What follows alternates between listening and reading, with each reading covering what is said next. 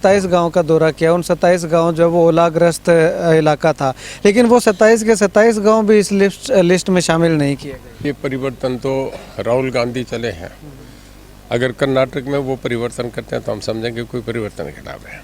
2020 का मुआवजा जो वो अभी पेंडिंग पड़ा हुआ है, 2021 में मुआवजा दिया ही नहीं गया, थोड़ा बहुत आया है। लेकिन ये 2022 में जो नुकसान हुआ है इसका एकदम से सपोर्ट करना चुनावी स्टंट नहीं। चुनाव तो अभी 1.5 साल बड़ा है।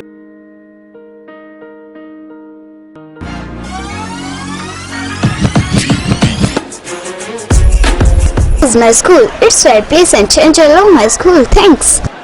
This is our computer lab. We taught computer from third standard itself.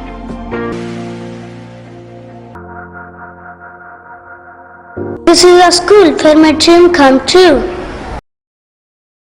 नमस्कार, स्वागत आपका केयर याना पे। मैं हूं आपके साथ रमेश जाखड़ और इस वक्त मैं मौजूद हूं खारिया में। और खारिया के अंबेडकर भवन में बिजली मंत्री चौधरी रणजीत सिंह जो है वो यहां पे पहुंचे हुए हैं। क्या कुछ सौगात, क्या कुछ खास जो है वो आज इस कार्यक्रम के अंदर रहने वाला है। लेकिन उससे पहले मैं आपको तस्वीरें दिखाना चाहूँ तो खारिया गाँव के काफ़ी लोग जो है वो यहाँ पे चौधरी साहब को सपोर्ट करने के लिए, समर्थन करने के लिए यहाँ पे पहुँचे हुए हैं। तस्वीरों में आप देखिएगा कि किस प्रकार से अच्छी खासी संख्या में लोग जो है वो यहाँ पे पहुँचे हुए हैं।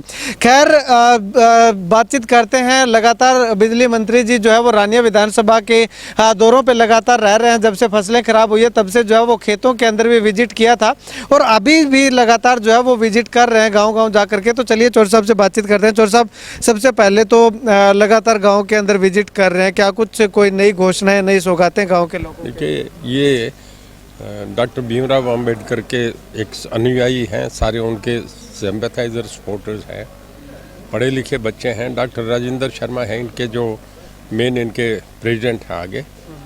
इन्होंने एक प्रोग्राम ऑर्गेनाइज करा कि हम सारे ये करके करना चाह रहे हैं। डॉक्टर भीमराव बहुत बड़े आदमी थे, देश का कॉन्स्टिट्यूशन उन्होंने लिखा और आज उनकी वजह से इतना बड़े देश में सबसे बड़ा डेमोक्रेटिक सेटअप चल रहा है वर्ल्ड का, सबसे बढ़िया संविधान है हमारा। इनकी कुछ मांगे थी छोटी के जी हमारा ये बना हुआ है, इसमें गर्ल्स के लिए टॉयलेट्स बन जाएँ और इसके बाद थोड़ा सा इसकी रिपेयर हो जाए, बाहर 4 दीवार यही है हमारी बड़ी हो जाए ताकि कोई अनऑथराइज इसमें नहीं आए और इंक्रोचमेंट नहीं हो। तो मैंने मेरे डिस्कशनरी फंड से इन्हें 7 लाख रुपया दे दिया। और क्योंकि बच्चे हैं, बड़ा गांव है, मेरे ही हल्के का, मैं भी समझ रहा हूँ कुछ काम मिल गए। 50 मैंने इन्हें सिलाई मशीनें अलग दे दी कि तुम सिलाई मशीन भी ले लो।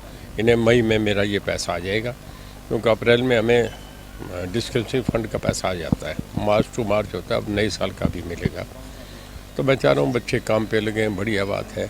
पढ़े लिखे बच्चे हैं, बड़े मेहनती हैं और बड़े डिसिप्लिन हैं और ऐसी टीम बढ़िया हमें मिल गई। तो मैं इनके लिए चाह रहा हूँ कि उनका डॉक्टर भीमराव अम्बेडकर को सच्ची श्रद्धांजलि है कि उनके फॉलोअर्स आगे अच्छे तरीके से अपना काम करें, उनका अपना पैरों पर खड़े हों, सर्विसेज में जाके करें। और सरकार का भी ये प्रयास है कि जो पोर्टल वाला कराए कि 1,80,000 से कम आमदन वाले बच्चे आगे निकल के आए।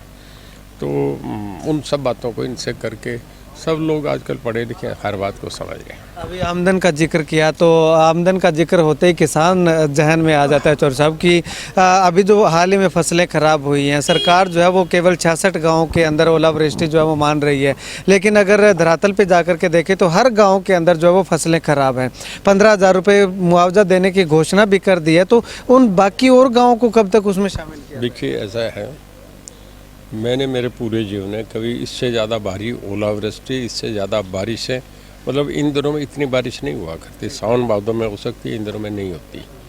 और इस बारिश पे बहुत नुकसान हुआ है। सरकार ने बहुत सिस्टमेटिकली डीसी और पूरी टीमें लगी हैं, तहसीलदार, नायब तहसीलदार, कानूगो, पटवारी, और सारा फीडबैक को बदलते रहे। जिन गाँव में बहुत भारी नुकसान हुआ है, जहाँ 70% 75% जो नुकसान है उसे 100% भी कह सकते हैं, वो गांव ज़्यादा चिन्हित करे गए हैं। बाकी जहाँ 20% 30% है वो भी दिए जा रहे हैं। जो शुरू में जिस दिन ओला पड़े, रात को 11 बजे, रात के 5 बजे तक शाम को ओला पड़े, मैं रात को 11 बजे आ गया। सुबह 7 बजे पहले गांव में था रानिया, एक ही दिन में 27 गांव विजिट करे। उसके बाद तब से मैं हल्के में जा रहा हूँ, देख रहा हूँ कि ठीक तरीके से लोगों का सब जगह जाके मौके पे उनका मुआवजा हो जाए, लोगों को जो ठीक है मुआवजा मिले।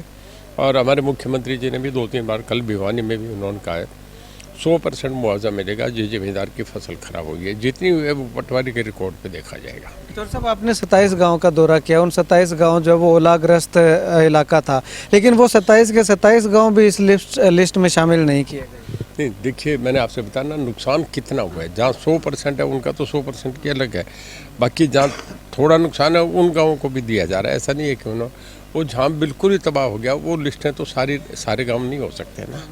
कहीं ना कहीं इस बार ये जो मुआवजा दिया जा रहा है, क्योंकि 2020 का मुआवजा जो वो अभी पेंडिंग पड़ा हुआ है, 2021 में मुआवजा दिया ही नहीं गया, थोड़ा बहुत आया है, लेकिन ये 2022 में जो नुकसान हुआ है इसका एकदम से सपोर्ट करना चुनावी स्टंट नहीं? चुनाव तो अभी 1.5 साल बड़ा है। अभी 1.5 साल से पहले कुछ तैयारियां नहीं ऐसा नहीं होता कि देखिए सरकार ने अब तक भी, ये रिकॉर्ड की बात है, हमारे सीएम ने भी कहा और सीएम की प्रेस कॉन्फ्रेंस में ये कहा गया कि अब तक हरियाणा सबसे ज़्यादा मुआवजा देता है, ये रिकॉर्ड है हमारा।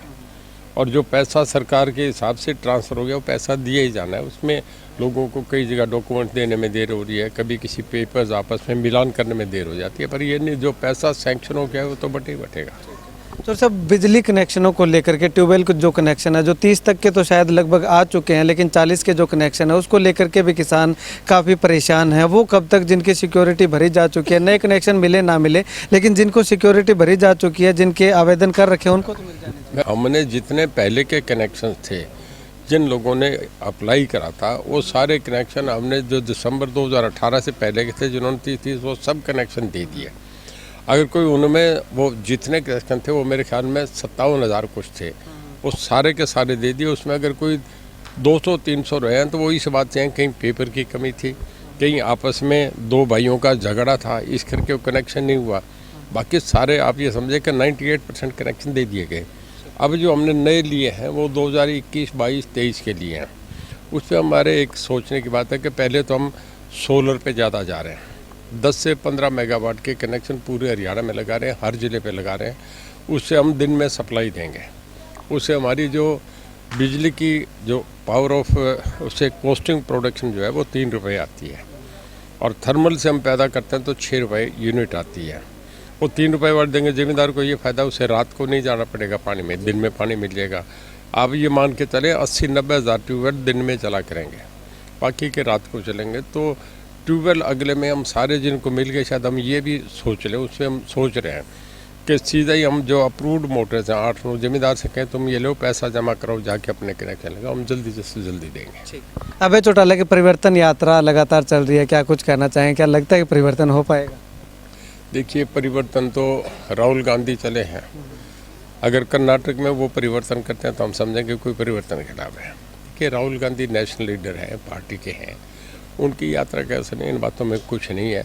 ये कभी जयप्रकाश नारायण ने कभी महात्मा गांधी ने करी, कभी देवीलाल ने करी, उन यात्राओं से परिवर्तन हुआ। इन यात्राओं का कोई इशू नहीं है। तब जब तो देवीलाल ने यात्रा करी थी तब ये था कि हरियाणा पंजाब का बंटवारा हुआ था, हमारा पानी पंजाब को दे दिया गया था, चंडीगढ़ एक इशू था, तब कई चीज़ें थी जिनको सामने जैसे तूफान खड़ा हो गया, 90 में से 85 सीटें आई थी। मैं नहीं समझता यात्रा को कोई असर पड़ेगा। आदित्य चौटाला को अभी एक नई जिम्मेवारी सौंपी गई है, चेयरमैन बनाया गया है बीज विकास निगम बोर्ड का, तो क्या कुछ कहना? पहले बहुत चेयरमैन बनाए गए हैं, 12-13 पहले भी हमने, हर सरकार ये करती है, एमएलए को बना देती है, बच्चे दूसरों को, पार्टी के संगठन के लोगों को दे देती है। वो एक सरकार का एक नियम, चीफ मिनिस्टर किसी को बना सकते हैं। चौर साहब धन्यवाद बातचीत के लिए। तो यहाँ पे आपको बता दें कि खारिया के अंदर जो है वो चौधरी रणजीत सिंह पहुँचे हुए थे और तमाम विषयों पे जो है वो इनसे बातचीत की गई। और अगर बात करें तो मुआवजा राशि जो है वो लगातार किसानों के खातों में डालने की बात जो है वो लगातार कही जा रही है, और सबसे ज़्यादा मुआवजा जो है वो इसी सरकार में देने की बात जो है वो चौधरी रणजीत सिंह के द्वारा कही गई है। और अभय चौटाला की परिवर्तन यात्रा को लेकर के अगर बात करें तो चौधरी साहब का कहना है कि इस तरह की परिवर्तन जो है, अगर राहुल गांधी ने जिस प्रकार से यात्रा की थी, अगर कर्नाटक के अंदर कोई परिवर्तन देखने को मिलता है तो कुछ उम्मीद लगा सकते हैं कि अभय चौटाला की ये यात्रा जो है वो हरियाणा में परिवर्तन ला सकती है। अदरवाइज जो है वो यात्राएं जो है वो होती रहती है, चलती रहती हैं। आने वाले समय में अपना लोग जो सभी अपना बेस्ट करते हैं। खैर वो लोगों ने तय करना है कि आखिर किसे अपना नुमाइंदा चुनते हैं और कौन सी पार्टी को सत्ता जो है वो सौंपते हैं। खैर आप इस वीडियो को लेकर के क्या कुछ कहना चाहेंगे, कमेंट सेक्शन में कमेंट करके ज़रूर बताइएगा।